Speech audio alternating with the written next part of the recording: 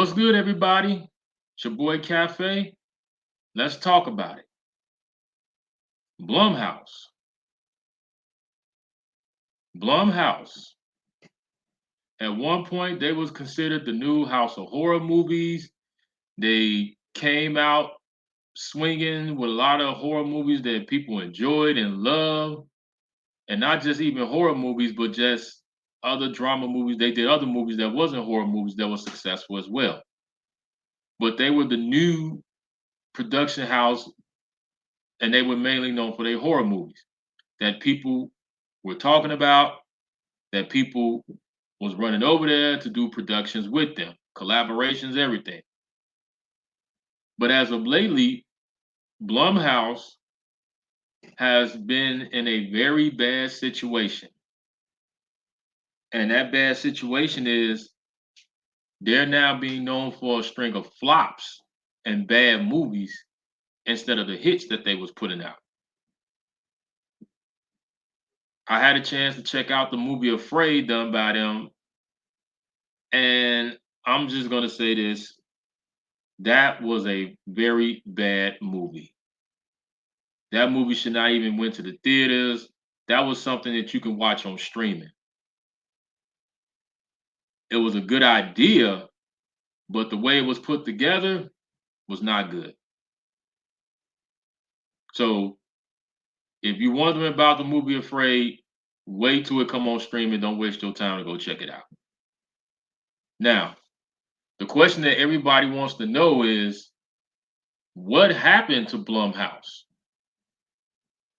Something happened over there that made them decide to go a whole other route than what they were doing. And that's what we're here to talk about. Jason Blum, who was the founder and owner and CEO of Blumhouse Productions. Now, when he started doing horror movies, his process about making movies and making horror movies was a little bit different. Now, one of the things people say, like, well, he decided to keep the budgets low. Yeah, but if you look at the history of horror movies have always been shot on a low budget. You have not seen a horror movie that had a budget of like $100 million or more. Hell, not even 80 million or even 50 million at the most. Horror movies budgets have always been low. That's why they're so profitable and why everybody makes them. Because you can make a horror movie for like 10, 12, $20,000, and if it's put together correctly, it can be a box office hit. We seen that done with the Blair Witch Project. That was shot on $20,000 budget, but it made, I think it was like over 250 million, close to $300 million worldwide. So horror movies have always had their budgets low. But then also what Jason Blum decided to do too was that he was saying that the actors that come in, we pay them scale, and if the movie does well at the box office, they get a percentage. Which to me, I don't think that's a bad idea either. So when they decided to do that and they started putting out these hit movies like Insidious and The Purge and Paranormal Activity, they were very successful and everybody started to notice them and was wondering who is Blumhouse Productions, who these guys are. They already knew who Jason Blum was because he worked in the industry. But now people was wondering who are these guys, the production company and him. So they started pushing out a lot of strings of hits. And it was back to back to back hit movie after hit movie after hit movie after hit movie. But something happened. And to me, in my opinion, they made a wrong turn and decided to dive into something that they should not have dived into, which is they started to make reboots and remakes of old horror franchise. Now, I know some of y'all wondering why you think that's a bad idea. It's a bad idea when it's horror franchises that, for one, have had so many reboots and remakes, and two, when it's franchises that should not be touched. Now, one of those franchises that they tried to dive into, which was the Halloween franchise. Now, some people was excited about Blumhouse doing Halloween, and some people wasn't. And the reason why, because Halloween is one of those movie franchises that have been made over and over and over and over and over and over again, to the point that people were just like, okay, it's another Halloween movie. And part of why people have gotten tired of the Halloween franchise, because it's the same storyline all the time. Okay, Michael Myers breaks out of the psychotic ward. He breaks out the police. He goes back to Haddonfield and kills a bunch of people. That's it. We saw that from what John Carpenter's Halloween, and then they started making so many other sequels after that. Then we saw Rob Zombie's version, and there was this version, to the point, like I said, everybody was tired of it, and even myself, I was tired of it. So when Blumhouse decided to start doing these remakes, and they decided to get their hands on the Halloween franchise, to me, that's what was the start of problems for them. Because in my opinion, I just feel like that the Halloween franchise is something that they shouldn't even touch. Now, when they decided to do it, the first one came out, it was pretty good. You know, people liked it, but it was pretty good. It wasn't nothing spectacular or anything like that, because we already knew going up in there what to expect. But then when they started to make the other two films, we just saw where it was like, okay, the interest and everything just started to go down. And like I said, part of it was that people was like, okay, we already know the Halloween storyline. And then after they did Halloween, they did some other remakes and reboots like Firestarter. They did a Fantasy Island. You know, what was, to me, like I said, not just even to me, but even other people said the same thing. There was terrible remakes and reboots that did not go anywhere.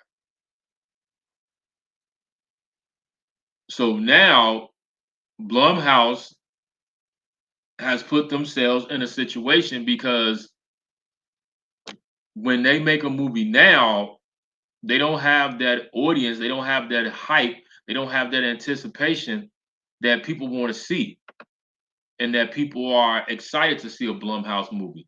Now it's just kind of like, okay, Blumhouse is making another movie, okay.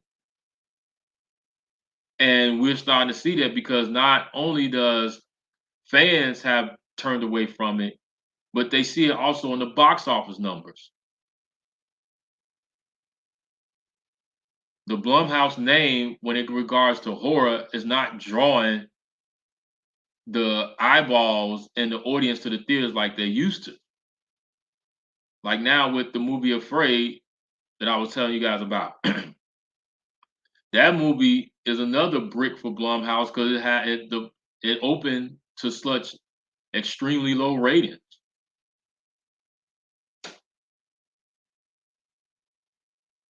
And now people just sitting back just wondering, like, what's going on over there. But my opinion is that they should have not started to make remakes or reboots. They should have just stuck to what they were doing. And if you decide to make a remake or reboot, I would not go to a horror franchise that has been done so many times. I would just stay away from that and do something totally different, like what they did with The Invisible Man. Now, that was pretty good. I definitely enjoyed that. They took that, they made it like a horror film, but they put a spin on it. And with The Invisible Man, that's a franchise that you can go so many different ways with the story. But like Halloween and uh what was the last one that they did was The Exorcist. The Exorcist was another franchise that they should not touch. They should have just left it alone. But they decided to do it anyway, and that movie was another brick for them that did not work. So now they're gonna bring in another writer and director for part two for The Exorcist because they signed a deal with the people who own the rights to do 3 movies and, if I'm not mistaken, a television series. But the way it's looking, that deal may or may not hold up.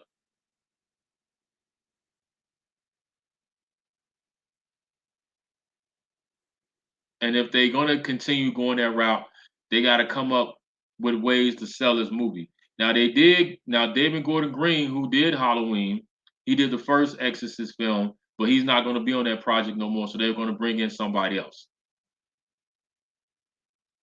Now I'm just curious to see how that's going to go. But overall, when it comes to a Blumhouse production, that I just don't have that anticipation.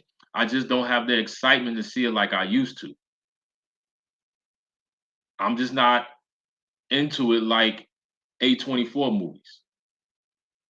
And the reason why A24 movies work and why they have the success and continue to have the success because they mindset is that we know what our fans want. We know what to give them. And we're going to stick with what we know. We're not going to get off track and try to do some other stuff or try to do some remakes and all that. We're not doing that. And another great thing about A24 is that all their movies are totally different from the last one. So it's very unpredictable because you don't know what you're going to get from them. But when it comes to Blumhouse, you kind of know what's like, okay, they're going to do a remake of another old horror movie, or they're going to try to go do something kind of similar to something, and it's not going to work. Now, I know some of y'all may sit here thinking, excuse me, like you hating on Blumhouse. I'm not hating on Blumhouse. I'm still trying to hold the faith that they're going to get it together. But come on, y'all, let's just be honest. Y'all know as well as I know that Blumhouse have not been making any hits lately for a while. They have not had a hit under their belt in a while. And I just hope that Jason Blum, that him and his team can get it together and get themselves back on track. But I say that the route that they need to go if they're going to get themselves back on track is stop doing these remakes and reboots. Leave that alone. Go back to the drawing board, focus on what you've been doing, go back to what made us popular, what made us successful, and start doing that. Also, bring in some good writers and bring in a creative department that's going to give you some good ideas. It's time to hit that reset button and be like, okay, we need to hit this reset button and come out with something new. Come out with a new for the company and leave these type of films alone. So I hope that they do that. I'm still rooting for them, but we just have to sit back and see. But you guys let me know how you feel about this. Do you feel that Blumhouse is at this point now where they can't make a comeback? Do you think they can? What are your suggestions that they should do to make a comeback? Let's have this conversation. Like, comment, subscribe. Stay tuned.